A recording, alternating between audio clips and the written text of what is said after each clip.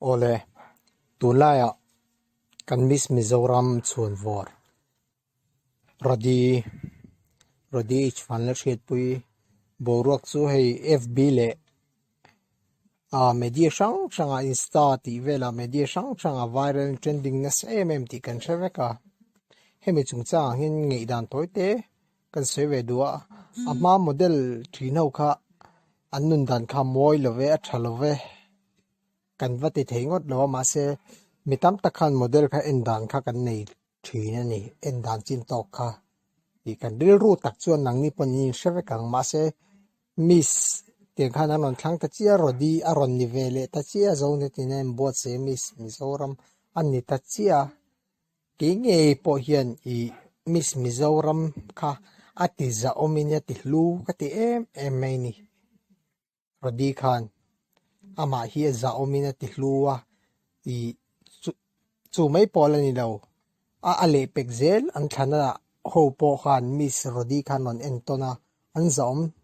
zel mai ni hei tun din mun ria chuan than thani te zir plong pui kan tinge zir sang pui tiang te zong te po an zom em mai ni mo achan chu rodi tu ra kha kan en sakha ngai ve ni khami khathil tha ati kha nia anekative zong chuan kalatu na hei mi pa angai zong chuti khati ti ani le ta a ina nei hi chu engwange nianga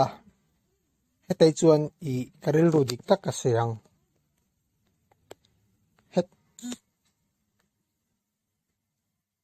hetai chuan karil ru dik tak ka seang I mi pa tuna ngai zon hi tunge ka shelawa pathloi ani chuan apoina ke chuan ka she em lawa pathloi lo in then to lo in ma to lo in I sum lo chua ton ni chuan poiti na ka nei lawa ma se I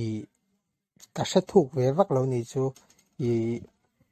I amai ro chu nupui fanau nei lai angai zong du ani chuan rodi po adem om hle in ke chuan ka sia kalau she ve mei maya I ama hian chuan tur tam tak miss Mizoram ron ni tang khan mizowin kan idol miss Mizoram ho lo ni to zong le I miss model lo ni to ho te an ming lo chiat to na on khu moi tu kan tit meng chut kan ti lo thei lo chu ba ka miss Mizoram ron lan ni zel tur te le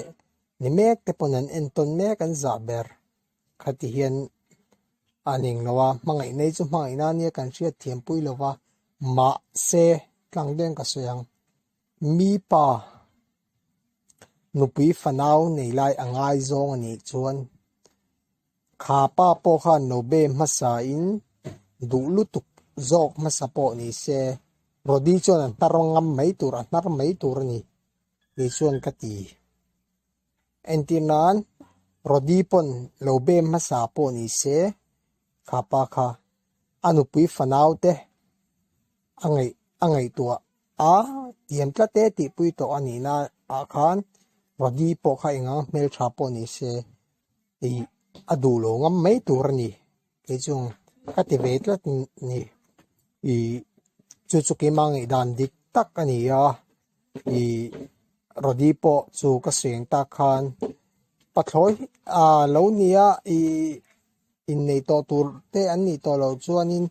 lo in ngai zong po ni se apoina ke chuan ka she lo wa ma se tuna ka sei zong chiang kha ani ni chuan rodi po adem om hle in ka ria ama ero chu I